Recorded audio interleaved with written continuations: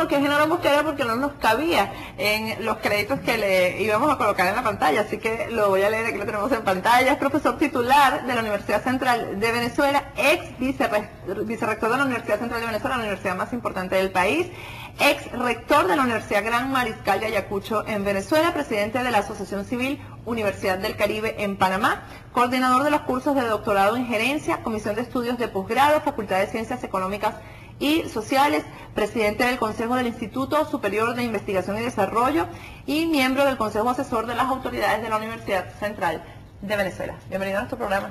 Muy agradecido por esta invitación, buenas noches. Francamente, bien agradecido por esta invitación que me da la oportunidad de intercambiar con ustedes puntos de vista sobre lo que está ocurriendo en nuestro país. No, y es bien importante que podamos hacer este programa que se ve por internet en Venezuela a través de nuestra página web, porque en Venezuela yo sé que los medios tienen un poco de temor de hablar del tema del fraude, y yo comentaba en la reflexión que si no hubiera habido fraude, muchas cosas posteriores al fraude no hubieran ocurrido. Estamos hablando, yo incluso hablo del fraude del referéndum revocatorio. Cosas posteriores como detenciones a presos políticos, detenciones a disidentes políticos, a personas que no están de acuerdo con el gobierno de Hugo Chávez, juicios ilegales, el hecho de que haya presos políticos en Venezuela a quienes no se les dé el derecho a la defensa y permanezcan detenidos indefinidamente. El hecho de que tengamos ahora un presidente de la República que quiera reelegirse indefinidamente, que quiera cerrar un canal de televisión y con eso arrasar con la libertad de expresión en Venezuela, etcétera, etcétera, sin nombrar los muertos por inseguridad, los secuestros. Pero hasta ahora, cuando uno habla de este presidente, todo el mundo en el exterior lo que dice es, bueno, pero ustedes lo eligieron. Ese es un presidente electo, es un presidente legítimo. Y resulta que ustedes han hecho un estudio, un grupo de expertos en Venezuela, que da cuenta de que no es tan legítimo como muchos creen, ¿no? Ciertamente, y este es un tema que además no es nuevo.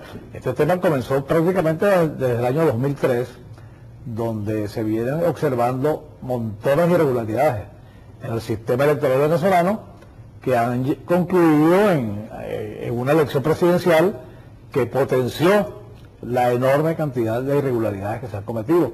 Digo que no es nuevo porque este tema se comenzó a examinar desde hace mucho tiempo, y de allí aquella famosa frase que hemos dicho en algunas oportunidades, que este es un fraude continuado, y ese fraude es responsable que tengamos a una persona en el poder que está ejerciendo el mismo de manera, desde mi punto de vista, ilícita, porque se ha demostrado que se han violado leyes hasta la propia Constitución, casi desde el comienzo. Y el venezolano es una persona muy democrática, cree en el sistema democrático, y prácticamente no nos dimos cuenta.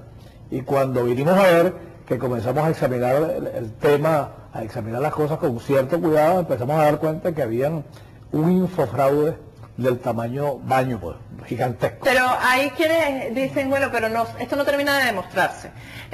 Hablan de fraude, pero ¿dónde está el fraude? Claro, ¿no? Esa es una expresión muy superficial, porque hay que estar metido en la base de datos del sistema electoral venezolano para darse cuenta de la cantidad de cosas que uno va descubriendo y va documentando, porque un investigador universitario y una universidad como la Universidad Central de Venezuela y la Universidad Simón Bolívar no se pueden dar el lujo de expresar opiniones académicas o como resultante de un proyecto de investigación sin base. Que ya lo han hecho. Que lo hemos hecho. Entonces hemos documentado prácticamente montones de cosas, solamente para una referencia, sí, para que la audición... Ejemplos concretos de en qué podría estar basado el fraude y claro, por qué Chávez sería ilegítimo. Claro, es bien complicado hacerlo, pero la primera cosa es que un registro electoral que fue manipulado hasta el exceso y que permitió que, por ejemplo, se preservaran allí miles de fallecidos que nunca sacaron. Un sistema electoral que permitió que nacionalizaran indiscriminadamente a más de 100.000 extranjeros que ni siquiera sabían hablar español. Ahora, vamos a hablar punto por punto, y yo voy a ser aquí abogada del diablo, en el sentido de que yo como periodista y montones de periodistas y medios de comunicación venezolanos denunciamos esto con pruebas. Denunciamos, yo empecé con el referéndum denunciando cómo se estaba cedulando a extranjeros. Es más, el propio director de la DIEC del momento lo reconoció en mi presencia en un programa de televisión. Dijo, Chávez no va a perder porque yo estoy cedulando. Recuerdo que esa fue la frase.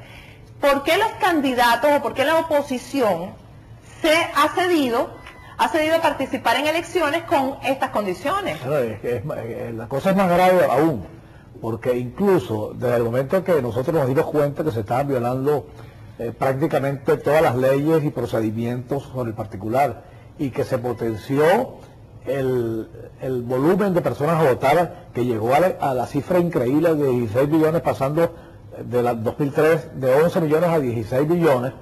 No sabíamos de dónde habían salido otras 5 millones de personas y cómo se migraron, cómo se sustituyeron, cómo se eliminaron, y al final tuvimos un registro completamente caracterizado por deficiencias. Contaminado. ¿Cuántas personas mayores de un país que además se supone que es más bien joven, ¿no? Claro. ¿Cuántas personas mayores de 100 años estaban inscritas en el registro electoral? Era más de 40.000 personas.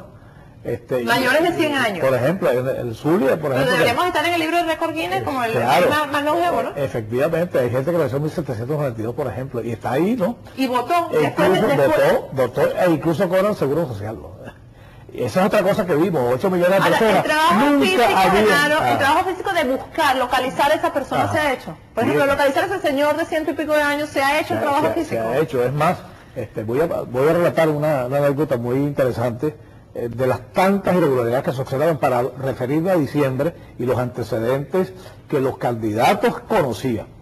En primer lugar, por ejemplo, un barrio muy populoso en Caracas es Petare, que todo el que llega a Caracas observa como una especie de nacimiento donde hay enorme cantidad de ranchos. Allí, entre la redoma de un barrio popular que es como es Petare y un cerro que se llama Carpintero, hay aproximadamente unas 20.000 personas, y votan casi 12.000 personas con los registros allí. Bueno, qué sorpresa cuando examinamos en diciembre buena parte de esta información, votaron casi 26.000 personas.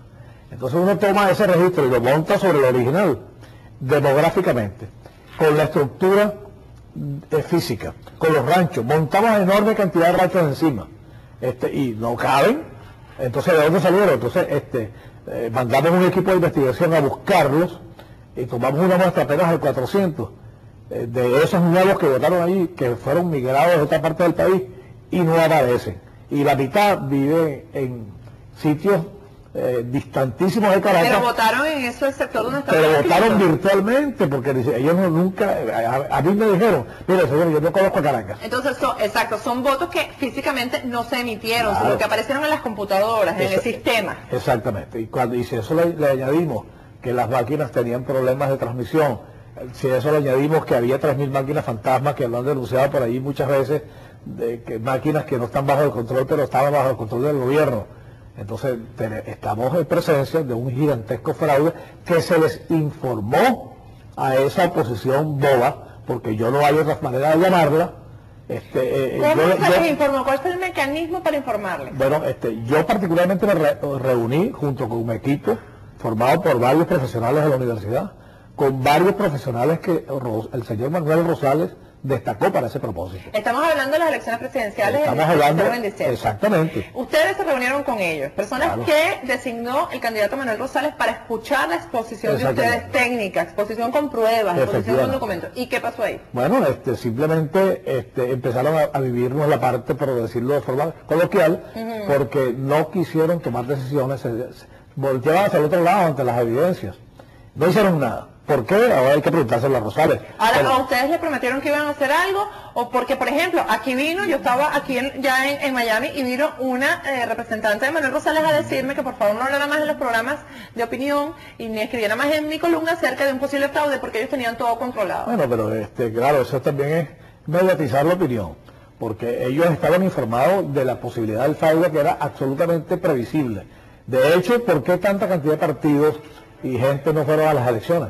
Porque sabían que iba a haber un fraude, entonces las condiciones no se dieron, pero ellos fueron a las elecciones. Y el resultado lo tenemos allí, lo cual significa... Todo lo que ha ocurrido en el país es culpa de este fraude de quien aceptó ir a elecciones con ese fraude. Eso iba a decir, que entonces las opiniones que ha puesto de manifiesto esta noche están diciendo que efectivamente somos responsables de que se vea esté allí porque no pudimos protestar contra una condición electoral completamente irregular y nos metieron prácticamente en una situación donde el gobierno está montado sobre bases que desde nuestro punto de vista parecen absolutamente ilegítimas.